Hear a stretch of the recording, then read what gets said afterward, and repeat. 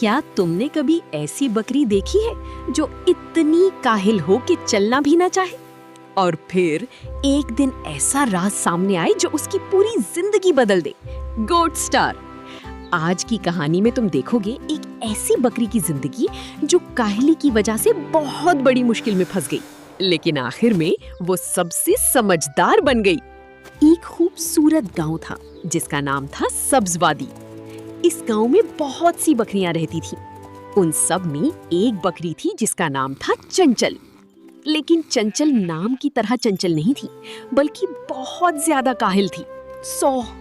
वो सारा दिन सोती रहती, घास खाने भी न जाती और दूसरों को काम करती देखकर कहती, मुझे अभी आराम करना है, काम बाद में कर लूंगी। उसकी अम्मी उसे बार बार समझाती, बेटा मेहनत करो वरना मुश्किल में पड़ जाओगी।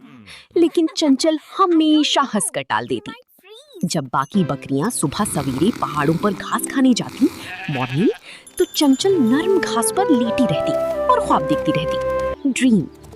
दूसरी बकरियां पानी भी पीती थीं और अपने लिए सर्दियों का चारा भी जमा करती थीं। लेकिन चंचल कहती, अभी बहुत वक्त है, बाद में कर लूंगी। एक दिन एक अजीब बात हुई।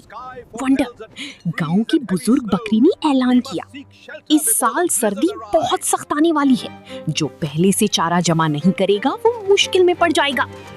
ये सुनकर सब बकरियां बिजी से काम करने लगी, लेकिन चंचल फिर भी सो रही थी, स्लीप।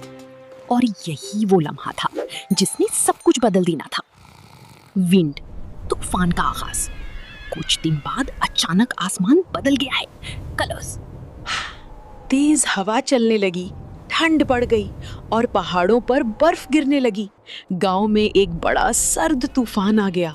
सब बकरियां अपने घरों में महफूज थीं क्योंकि उन्होंने पहले से खाना जमा कर लिया था। लेकिन चंचल, उसके पास ना घास थी, ना खाना, ना गर्म जगह। वो भूख से कांप रही थी। चंचल ने सोचा, क्या वाकई मेरी काहिली मेरी सबसे बड़ी दुश्मन बन गई है?